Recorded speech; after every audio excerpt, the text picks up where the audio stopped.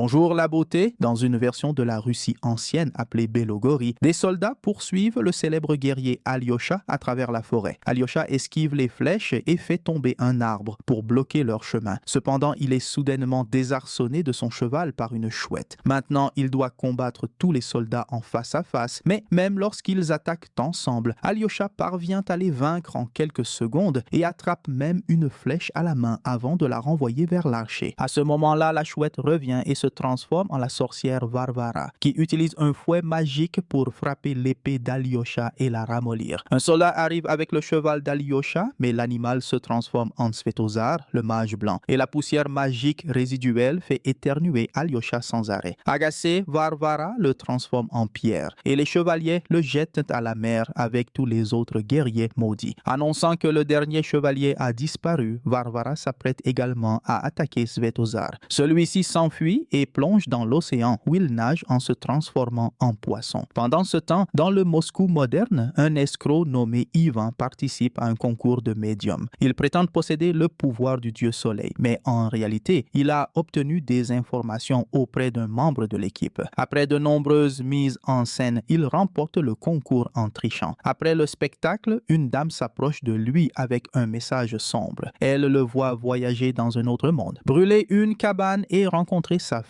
Mais Ivan ne la prend pas au sérieux. Le lendemain, Ivan rencontre une cliente et effectue un rituel pour purifier son aura. Encore une fois, avec beaucoup de mise en scène et en racontant des absurdités pour gagner de l'argent, il va jusqu'à prétendre que son mari la trompe, ce qui est faux. Ensuite, il reçoit un appel d'une femme qui l'amène à l'hôpital, où elle lui demande de réveiller son neveu dans le coma. Cependant, Ivan n'arrive pas à mentir dans une situation aussi grave et s'en va. En sortant, il se souvient d'un incident de son enfance. Ivan a grandi dans un orphelinat où les enfants se moquaient de lui parce qu'il croyait au Père Noël et à la magie. Un soir, ils l'ont enfermé dans un placard et personne ne s'est rendu compte qu'il avait disparu jusqu'à ce que les lumières s'éteignent. Heureusement, Ivan a trouvé une aiguille dans le placard et l'a utilisée pour déverrouiller la porte et s'échapper. Ensuite, il a utilisé cette même aiguille pour coudre un tas de couvertures sur les lits des enfants qui l'avaient embêté. Le lendemain matin, il ne pouvait plus sortir et tout le monde a ri d'eux. Depuis ce jour, Ivan garde l'aiguille comme un pendentif. Un peu plus tard, Ivan se trouve dans un centre commercial lorsqu'il est abordé par le mari de sa cliente. Furieux de son mensonge accompagné de 2 agents de sécurité, Ivan s'enfuit immédiatement, poussant des objets pour bloquer le passage avant de se cacher dans un salon de beauté. Les agents de sécurité sont sur le point de l'attraper. Alors Ivan court dans les vestiaires et glisse sur un toboggan qui mène à une piscine. Cependant, au lieu de tomber dans l'eau, il se retrouve à Belogori. Dérouté, Ivan regarde dans l'arbre d'où il est sorti et sursaute en voyant Svetozar qui commence à le suivre. Agacé, Ivan attrape une branche pour le frapper, mais Svetozar le transforme en un arbre complet et lui donne même une queue. Le mage explique qu'il a amené Ivan parce qu'il est le fils de Muromets, un légendaire guerrier des mythes russes. Il y a longtemps, les parents d'Ivan avaient demandé à Svetozar de cacher leur fils dans un autre monde, mais à présent, il a dû le ramener car il est leur seul espoir. À ce moment-là, ils entendent un bruit. Alors Svetozar donne à Ivan l'anneau de son père avant qu'une flèche ne le touche, provoquant sa désintégration. Peu après, Ivan est entouré de nombreux soldats. Il mentionne qu'il est le fils de Muromets,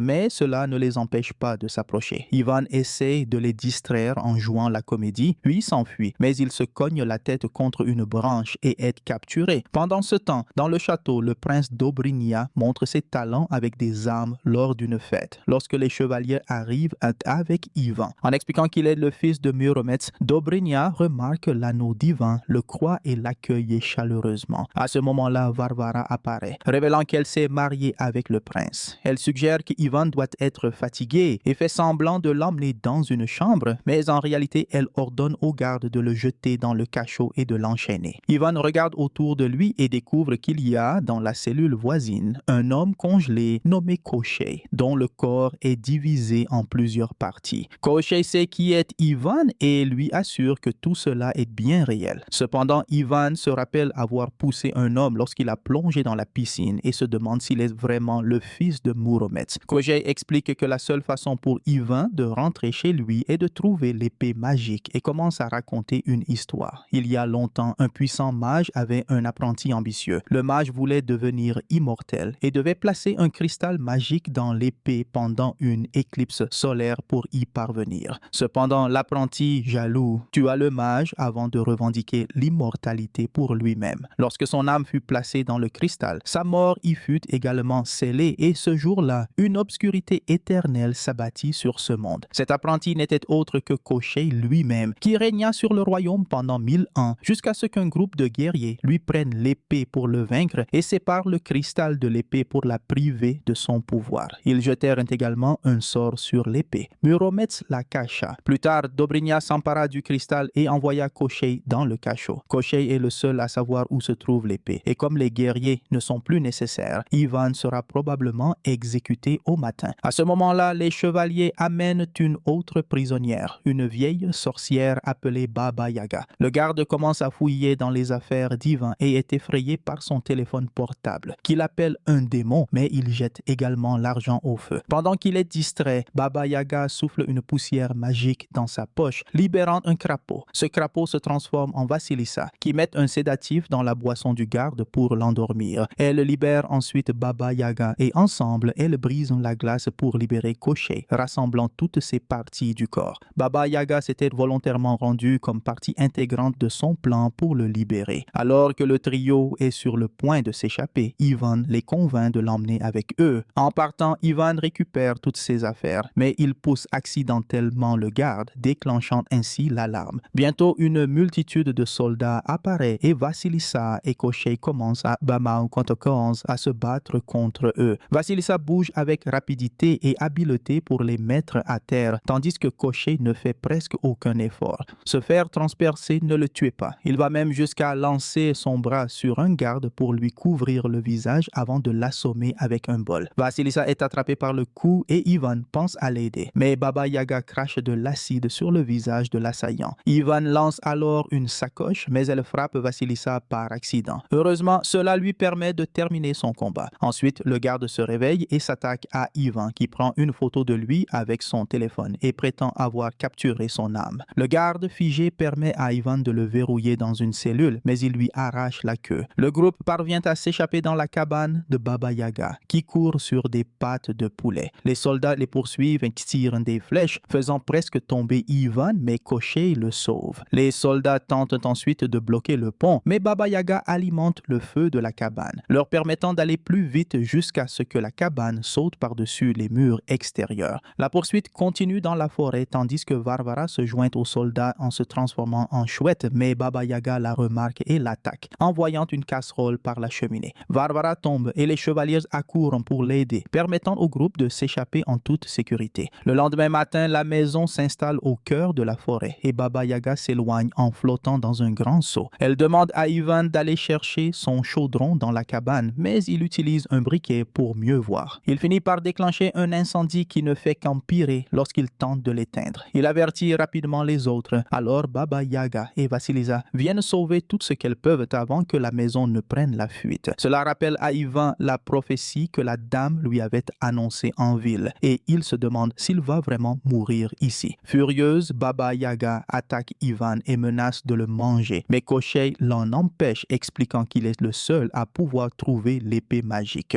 Pendant qu'il se prépare à partir, Vasilissa donne à Ivan une potion pour éviter toute malédiction que Baba Yaga pourrait lui jeter. Cependant, c'est une farce et lorsqu'il la boit, Ivan commence à parler avec des ondes sonores si puissantes qu'elles effraient les oiseaux et font tomber Baba Yaga. Heureusement, elle le guérit rapidement. Ensuite, le groupe se met en route vers les montagnes blanches où l'épée magique est cachée. Pendant le voyage, Ivan prend beaucoup de selfies amusants avec eux. Il découvre également des fleurs étranges qui tentent de l'attraper jusqu'à ce que Koschei les tranche. Le groupe se rapproche et s'amuse ensemble, ignorant que Varvara et ses hommes les suivent de près. En entrant dans la forêt, l'un des soldats marche sur une plante magique et de la mousse recouvre son corps jusqu'à ce que des plantes commencent à pousser sur lui. Plus tard, le groupe s'arrête dans un marécage où vit un homme-poisson, car ils doivent demander un passage sûr pour traverser la rivière de la mort. Vasilissa s'assied près du marécage comme appât, mais lorsque Vodianoi montre de l'intérêt pour elle, son ami Omar dit qu'elle n'est qu'un crapaud. Furieux, Vodianoi attaque Vasilissa. Alors Ivan et Koschei viennent à son secours pour négocier. Cependant, Baba Yaga sait que cela ne fonctionnera pas. Alors elle mange une pomme magique pour paraître plus jeune. Vodianoy tombe sous le charme de Baba Yaga et accepte de guider le groupe, mais d'abord ils doivent remplir le seau de Yagadogo pour lui. Peu après le départ du groupe, Varvara arrive au marécage et utilise sa magie pour obtenir des informations du homard. Ensuite, elle tire une flèche magique vers le palais, touchant un garde et permettant à Varvara de le posséder pour informer Dobrynia de la situation. De retour avec le groupe, ils utilisent le bras de Koschei comme crochet pour escalader une colline. Et après une longue marche, ils entrent dans une caverne où vit un géant. Ils avancent en silence, mais soudain, l'alarme d'Ivan se déclenche, alertant le géant de leur présence. Koschei tente de négocier, mais le géant le pousse et commence à attaquer le groupe. Tous courent se cacher, mais le sceau de Vodianoy tombe et il perd son eau. Ils doivent rapidement l'aider. Ivan observe l'ennemi et réalise que le géant est en fait une femme, ce qui lui donne une idée. Il met de la musique sur son téléphone et commence à danser et flirter avec le géant qui, flatté, danse avec lui. Le reste du groupe en profite pour s'échapper. Ivan termine la danse en offrant des fleurs au géant avant de rejoindre les autres. Peu de temps après, ils arrivent enfin à la rivière de la mort, remplie de piranhas. Vodianoy plonge pour imposer son autorité, mais ressort avec des piranhas qui le mordent. Comme il a été absent pendant des années, la rivière ne lui obéit plus. Une discussion éclate sur la manière de traverser et les tensions montent jusqu'à presque devenir violentes. Mais Ivan parvient à calmer la situation. Vasilisa perd espoir et s'en va. Koschei explique à Ivan le problème de Vasilisa. Il y a quelque temps, Varvara et Dobrynia sont passés par le village de Vasilisa. Lorsque Dobrynia s'est intéressé à elle, Varvara, jalouse, a maudit Vasilisa et sa famille, les transformant en crapauds. Vasilisa ne peut reprendre forme humaine que grâce à Baba Yaga, mais ils auront besoin de l'épée pour sauver sa famille. Ivan part à la recherche de Vasilisa et lui donne un petit lapin mignon pour lui redonner le sourire. Cependant, Vasilisa remarque que les yeux du lapin brillent en bleu et le jette rapidement au loin. Alors qu'elle s'apprête à le tuer, le lapin se transforme en Varvara et tente de les attaquer avec une épée magique. Le duo esquive juste à temps et court pour alerter les autres, mais bientôt les soldats les encerclent. Le groupe saute dans un puits pour échapper à leurs poursuivants. Baba Yaga déclenche un feu avant de sauter elle aussi, bloquant l'entrée derrière elle. Dans l'eau, Yaga perd sa transformation et Vodianoy se sent trahi. Cependant, les soldats essaient de briser l'entrée pour les capturer. Alors Vodianoy accepte de continuer à les aider. Il y a un tunnel au fond du puits qu'ils peuvent utiliser. Alors Vodianoy boit toute l'eau jusqu'à ce que les humains atteignent le sol. Ensuite, le groupe pousse un rocher pour s'échapper par le tunnel, mais Vodianoy reste derrière pour bloquer le passage. À ce moment-là, Varvara descend également dans le puits et après que Vodianoy lui crache de l'eau dessus, elle le transforme en pierre. Cela fait que toute l'eau quitte son corps et projette Varvara hors du puits. Quelques instants plus tard, le groupe sort du tunnel et suit un chemin à travers les montagnes. Lorsque Baba Yaga éternue, une pierre tombe. Alors Ivan saute sur Koschei pour le sortir du chemin à temps. Koschei trouve cela absurde car il est immortel, mais une seconde pierre tombe et l'écrase. Ils doivent maintenant l'aider. La nuit, ils s'arrêtent pour se reposer et Ivan offre son collier en aiguille à Vasilisa. Le lendemain matin, Ivan se réveille en premier et est capturé par Varvara, dont les soldats encerclent rapidement le groupe. Varvara utilise ensuite son fouet magique pour projeter Koschei d'un côté à l'autre. Mais lorsqu'elle essaie également de blesser Vasilisa, celle-ci esquive et tombe accidentellement du précipice. Les soldats supposent qu'elle est morte et s'éloignent avec leur nouveau prisonnier. Mais en réalité, le collier d'Ivan s'est accroché à un rocher et Vasilisa s'y tient sous sa forme de grenouille.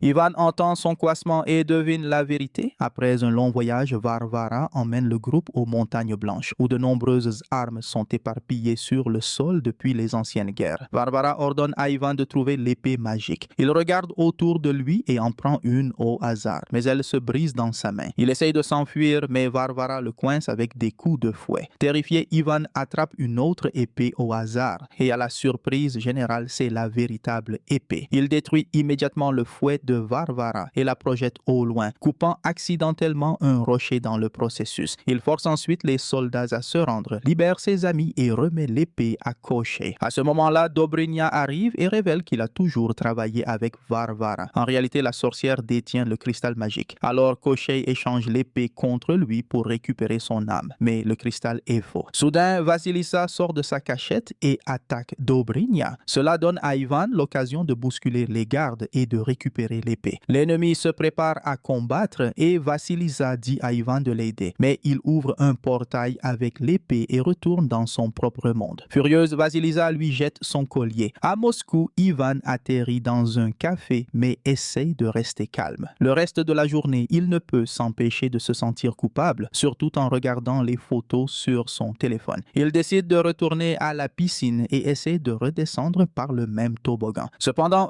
rien ne se passe et il finit par être arrêté. À sa grande surprise, Svetozar est également dans la cellule. Apparemment, il s'est échappé dans ce monde après avoir été touché par une flèche. Malheureusement, il ne peut pas faire de magie sans son bâton. Ivan utilise alors ses talents de persuasion mentale pour convaincre un policier qu'il est maudit, mais qu'il peut le guérir avec le bâton. Le policier leur donne le bâton que Svetozar utilise pour assommer le policier et ouvrir un portail. Avant qu'Ivan ne parte, le mage lui donne une poudre magique pour nourrir le dragon emprisonné dans le cachot de Dobrynia. Ivan saute avec succès dans le portail, mais malheureusement, Svetozar est capturé par les policiers qui arrivent. À Belogori, Ivan arrive au château et se faufile jusqu'au cachot, où il est déçu de voir que le dragon est très petit. Il essaie d'utiliser la poudre, mais rien ne se passe. À ce moment-là, les gardes le trouvent et l'emmènent, laissant Ivan faire tomber la bourse de poudre. Maintenant, le dragon peut en manger une grande quantité. Ensuite, Ivan est conduit dans la salle du trône, où Dobrynia attend l'éclipse pour accomplir le rituel d'immortalité. Soudain, Ivan révèle qu'il a apporté une arme et tente de tirer sur le cristal. Mais Varvara le fait tomber et il finit par tirer sur Dobrynia. Malheureusement, le tir n'est pas assez rapide pour interrompre le rituel et Dobrynia se rétablit rapidement, étant désormais immortel. Alors que Dobrynia s'apprête à tuer Ivan, le dragon entre par la fenêtre. Après que le prince l'ait repoussé d'un coup de pied, la petite créature crache du feu sur son visage. Le dragon vole alors dans toute la salle, crachant des flammes impressionnantes et Ivan en profite pour libérer Vasilisa et lui présenter ses excuses. Vasilisa le frappe, mais l'embrasse aussi. À ce moment-là, Dobrynia neutralise le dragon en bloquant ses flammes avec l'épée et Ivan crée une nouvelle distraction en défiant Dobrynia à un duel d'homme à homme avec des épées normales. Alors qu'ils se battent, Vasilisa tente d'atteindre l'épée magique, mais Varvara l'attaque et les deux femmes entament leur propre combat. Varvara utilise l'épée magique pour se défendre et le cristal en tombe. Pendant que les duos s'affrontent avec toute leur force, le dragon libère également Koschei. Combattre Ivan rappelle à Dobrynia combien il était jaloux de son père, ce qui l'a poussé à s'allier à Varvara pour prendre le royaume. Ivan, n'ayant aucune formation, est rapidement dépassé et Dobrynia détruit son collier d'aiguilles. Soudain, Koschei attrape le cristal, mais avant qu'il ne puisse le détruire, Varvara lance une hache pour lui couper le bras. Ivan distrait Dobrynia en lui plantant l'aiguille dans le pied et Koschei contrôle son bras pour lancer le cristal qui est détruit par l'épée magique. Comme leurs âmes sont liées au cristal, cet acte tue à la fois Dobrynia et Koschei. Vaincu, Varvara s'enfuit par la fenêtre pour échapper à son sort, tandis que la statue au centre de la salle redevient humaine, révélant le père d'Ivan. Par la suite, un banquet est organisé pour célébrer la victoire, durant lequel Baba Yaga reprend sa jeune apparence pour remercier Vodianoï de son aide. Lorsqu'Ivan voit un enfant servir à table, il demande une faveur à son père. Quelques instants plus tard, Ivan apparaît à l'hôpital de Moscou et guérit l'enfant dans le coma avec une potion de Baba Yaga. Cependant, il ne reste pas, retournant à Belogori où lui et Vasilisa voyagent dans la cabane ambulante pour retrouver les parents de celle-ci et commencer une nouvelle vie. Dans la mer, toutes les statues redeviennent humaines et marchent pour rentrer chez elles. Pendant ce temps, Varvara apparaît à Moscou et révèle qu'elle est la fille de la gouvernante d'Ivan. Maintenant que leur plan principal a échoué, ils devront élaborer un nouveau plan. Et ainsi s'achève The Last Warrior, un film de fantasy et d'aventure de 2017. Et je vous attends pour la prochaine vidéo.